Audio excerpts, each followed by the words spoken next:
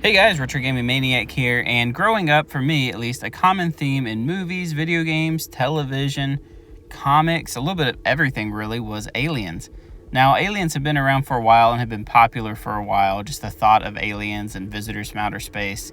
But a movie or film that really brought it mainstream and really kind of started a whole new era of movies and games was the 1979 Ridley Scott movie Alien with Sigourney Weaver. Of course, Alien movies had been out before that, but none of them really took the same tone as this movie, and it really added horror elements to the Alien genre that was kind of missing in my opinion. Now, the game we're talking about today is called Alien Syndrome, specifically the NES version. So I don't know if this game was actually inspired by any of the previous Alien movies, but it's hard to argue that it wasn't. So Alien Syndrome was a Sega game that was released in 1987 on arcades and eventually made its way to the Sega Master System. A year later, it would make its way to a few other systems, but the version I played was the NES version that came out in 1988. This was one of the few co-op games that we had on the NES growing up, and it's one that my sister and me used to play a lot, and we actually had a really good time with it. And I don't remember if we beat it, but I think we came pretty close to beating it. So the game starts out letting you choose one or two players, and then you can choose to either play as Ricky or Mary. But then you basically have to go onto each of these 7 ships and try to rescue all of your teammates that have been captured by aliens. So these teammates, or as the game calls them, comrades, are on the ship, and you can actually see them on the mini-map. It shows you at the top how many left have to be rescued, and each map, which is kind of strategically placed around the ship, shows you where they are. So it's basically a race against the clock, because that clock is actually a countdown timer for a bomb that is on each spaceship.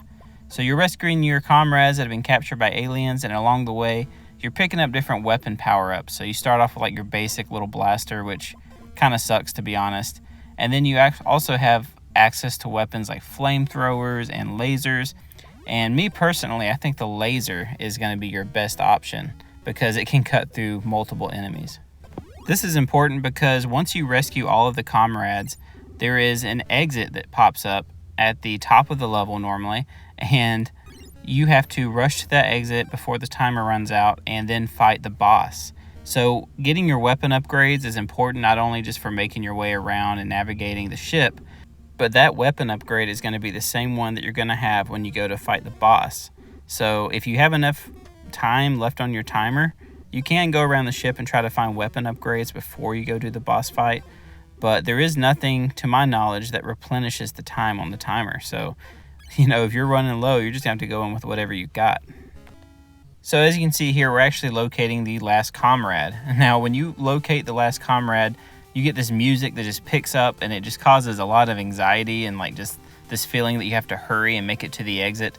And once you get to the exit, make sure you're ready because you're going to have to fight the boss, and if you have a crappy weapon or a crappy power-up, you're going to be stuck with it until you die and start over. And the boss designs on these are pretty unique and pretty creepy actually. They have some pretty cool horror elements that you don't really see too often in NES games. And it actually, if you notice the intro to this game, the little cutscene that played, it had a very cool horror element to that. So the bosses actually have multiple stages depending on the boss, and as you can see, this one just changed to his second stage, and generally the second stage is going to be a little more difficult to fight, but it's not too terrible in the first couple of stages. It's definitely doable. Each stage has a different look, but kind of plays the same. And this one, you almost have these xenomorph looking aliens, which just keep spawning endlessly out of this very questionable looking, I don't know what that is. Use your imagination. But they're spawning out of this egg sac or something, and they just keep coming out of that. There's nothing you can do about it.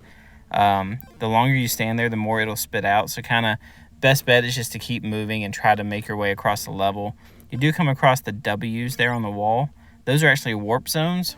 These warp zones send you to another part of the map, but I don't really know how they work properly, so I tend to avoid them.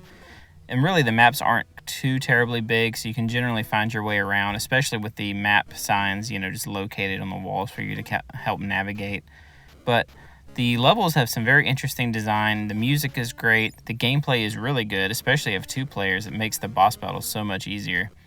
Something we found out that was pretty cool is when you're playing 2-player mode in this game, if your partner dies, you can actually have them come back if they press A and B at the same time. That'll let your partner come back, but it does take away one of your health bars. So you have to kind of weigh the pros and cons of that. Are you going to be better off by yourself with your multiple lives, or having your partner come back and take one of your lives, and then, maybe you can't respawn. So it's definitely a gamble, but it's fun that you're not just, player 2 isn't just dead and done now, if they die. So very cool game, cool, interesting level design.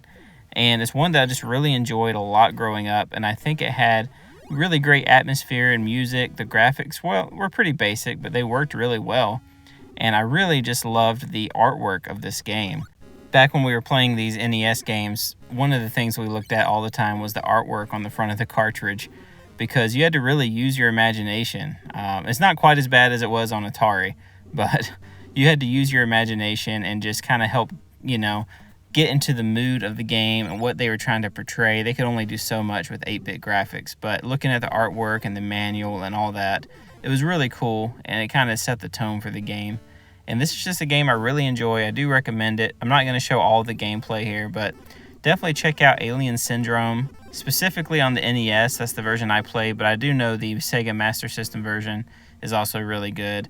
And this game actually got a release for a sequel not too long ago. Now, granted, it got bad reviews. I think the classic is the best. Though, to be honest, the arcade version, if you get a chance to play that, maybe you can emulate it or something, but the arcade version of this game is definitely the definitive version.